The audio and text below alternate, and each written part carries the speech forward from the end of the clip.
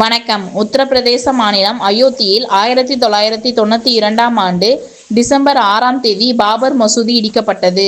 இதனை கண்டித்து முஸ்லிம் அமைப்புகள், பல்வேறு முற்போக்கு அரசியல் கட்சி அமைப்புகள் ஆண்டுதோறும் டிசம்பர் 6ஆம் தேதி கண்டன ஆர்ப்பாட்டம் நடத்துகின்றனர். தமிழ்நாடு முஸ்லிம் முன்னேற்றக் கழகம் தமாமுக சார்பில் திருக்கோவிலூர் பேருந்து நிலையம் முன்பு போராட்டத்தில் ஈடுபட்டனர். ஆர்ப்பாட்டத்துக்கு தமாமுக கள்ளக்குறிச்சி மாவட்ட தலைவர் ஃபசில் அகமது தலைமை தாங்கினார்.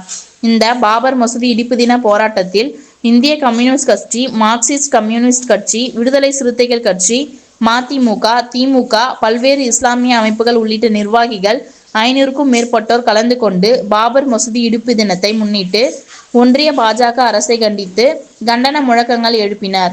ரெட் நியூஸ் தமிழ் செய்திக்காக திருக்கோவிலூர் செய்தியாளர் முத்துக்குமரன். செய்திகளை உடனுக்குடன் தெரிந்து கொள்ள ரெட் நியூஸ் தமிழ் சேனலை சப்ஸ்கிரைப் செய்யவும்.